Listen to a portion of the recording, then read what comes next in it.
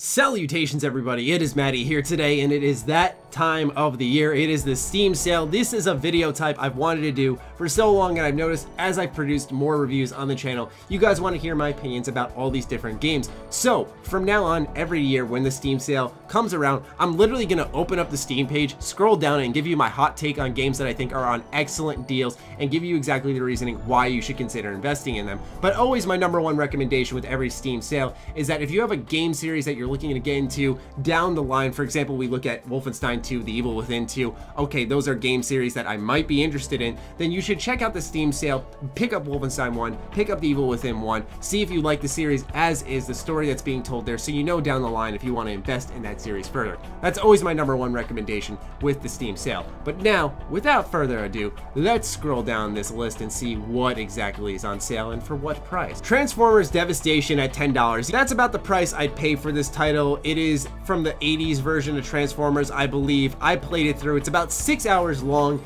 It's a Platinum Games video game, so you're gonna get that high speed action that's really frantic. Pretty fun game. There's not much to do outside of that 6-hour story modes, which is why I'm saying at $10, yes, you can definitely pull the trigger on this game. If you buy it at that $50 price point, I feel sorry for you, but yeah, $10 is definitely the price it should constantly be at. Like I said, there's not a ton of content here. If you're looking for a game that you can beat in a day or two and just have some laid back fun, not really have to get engrossed in a story, Transformers Devastation is that ideal target. The top seller list is obviously the one full of the best games. I mean, we see Grand Theft Auto 5, The Witcher 3, those are the obvious ones. Fallout 4, I'm sure most of my viewer base already has. A lot of Bethesda games actually, Dishonored 2, Doom. So out of this entire list here, some of the best deals I see are Nier Automata. I'm actually stunned that's at number 4 during the Steam sale. I think that's a testament to how well received this game has been. So please, if you have not, I will have it linked in the description down below along with any reviews I've created on any of the games I have recommended in this list so far. Nier Automata, I have a, I think, 18-minute review on this.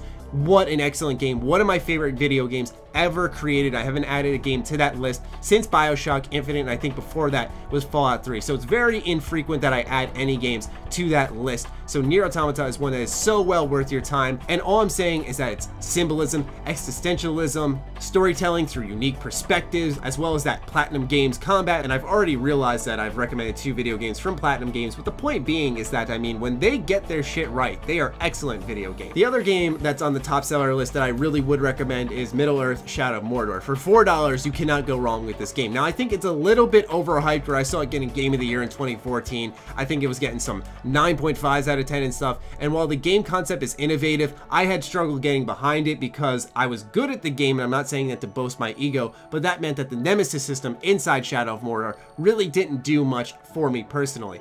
But for $4, I cannot recommend this game enough, man, especially with Shadow of War coming out this year later on. Like I said, if the Middle-earth series is something you're looking to get into, $4 for Shadow of Mordor, the Game of the Year edition, definitely worth your money, man. $4 for lots of content there, and it's a superb combat system. It's just gruesome fun, if anything. There's not much of a story here. Now, I'd like to also make you guys aware that if I scroll by any games, it's not because I don't like them. It's just I'm looking for those best deals for games that I think you'll get the most time out of with the money spent, or games I'm just really passionate about. Speaking of which, Ori and the Blind Forest Definitive Edition. Now, we got a new entry in the Ori franchise announced at this past E3. There isn't a release date or anything, but Ori and the Blind Forest is pretty much the only game I can think of inside the Metroidvania genre that I have actually fully played through and enjoyed my time thoroughly. Like, this game is a lot of fun. It's very challenging, but it's a pinpoint platformer. It's emotional, art style, beautiful.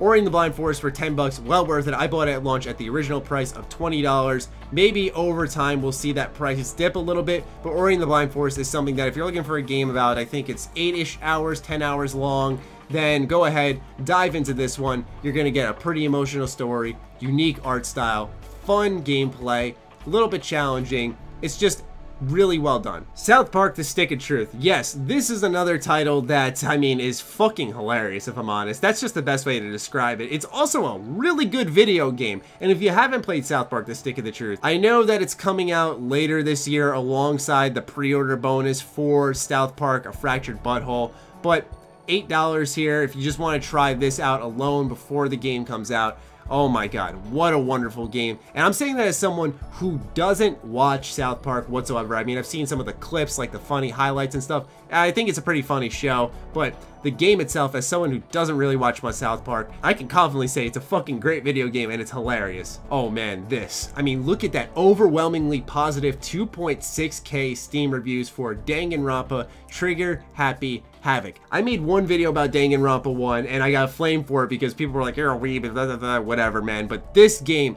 is so fucking good. If you like murder mysteries, you like compelling characters, this is a title for you. Now, there is a lot of reading, and admittedly, this title isn't for everyone, but it's like one of those games that I still, once again, will always describe it as the best game you've probably never played, because it's one of those games that even myself, who's really open-minded to the Japanese gaming genre, would kind of scoffed at. I was like, what the fuck is this? I mean, there's a teddy bear, there are kids killing each other, what is happening in this game?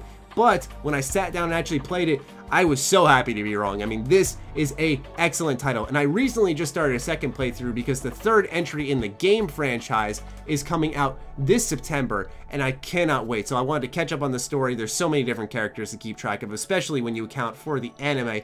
But Trigger Happy Havoc Danganronpa is a game that, yes, at $15, I cannot recommend enough that if you are looking to take a chance on a game, on something new, I'm not guaranteeing you're going to like it, but I can guarantee that this is a good deal, one that if you do pull the trigger on, I think you'll be happy with your purchase. It's about 35-ish hours long. There's a really unique New Game Plus mode for it, so you are going to be getting your bang for your buck here. It's just a matter of if you can tolerate some of the funny, awkward Japanese humor, as people would call weeb shit. But for me personally, I don't really get fazed by that stuff. As you know, I play a lot of Japanese games, I mean. But anyway, point being is that I cannot recommend Trigger Happy Havoc Danganronpa enough. And if you do like Danganronpa 1, we scroll down the list a little bit, and Danganronpa 2 is there for the same price. So if you fire up Danganronpa 1, you get about, I'd say, give it 2 chapters, which is about 12 hours. Get 2 chapters in. If you really like it, then you should pull the trigger on Danganronpa 2. But if you're still kind of iffy on it, play the first one through all the way, and then make your decision afterwards. Castle Crashers is still a game I have never played, but it's so effing popular. I don't know why I censored myself there, but that's one I might just buy on a whim, man, because I have not gotten around to that. The classic Fallouts are on sale for $250. I mean, these are games that I originally did not like, then I sat down and gave them a real fair chance, and Fallout 2 in particular really blew me away with some of its options. So if you're looking to give the old school Fallout games a crack, they are at an incredibly cheap price. Recommend those highly. And last, but certainly not least on the list, I would be remiss if I did not offer you guys yet another chance to pick up Star Wars Knights of the Old Republic for the price of $2.50. You can buy a Happy Meal for the price of Knights of the Old Republic 1 and 2. I just fucking love these games so much. I've made 1,000,001 videos on why they're good, how well they've aged, what systems you can play them on, but right now, on PC, you can get them both for $5. Please take my word on them that this game is worth like $100, but we'll just say for now that if you are skeptical for some reason, I respect it, but that at $250, you're not going to be ripping yourself off too much if you don't like it. So please give that a chance. I hope you guys did enjoy this video. It's something a little bit different. Like I said, I really wanted to give you guys some game recommendations. And what I want with this video is to have a little bit of legacy down the line. And by that, I mean a little bit of more life. So as time goes on, if there's any games that you're curious about that you might want to buy on a sale, fire away in the comments down below. What I want to have happen here is that people are getting together discussing what games are worth what on sales, what games they suggest. I'll personally be chiming in, letting you guys know what I think on certain deals. If there's any games I didn't cover on this list, it's not because I didn't like them, it's probably because I either didn't see them because they weren't generated on the store page, or on top of that, I might have just forgot about them. So like I said, if there's any games you're curious about, ask me, whether it's Twitter, the comments, and then maybe someone will get back to you. I'll try to get back to you, anything along those lines. So I hope you found this video helpful for your Steam sale wallet burning purchases, and I will catch you in the next video. Be sure to follow me on Twitter, like me on Facebook. Those links are in the description down below, and do consider supporting my Patreon. It helps fuel all the content we've created here. Other than that, stay sexy, stay active. I love you all. Peace.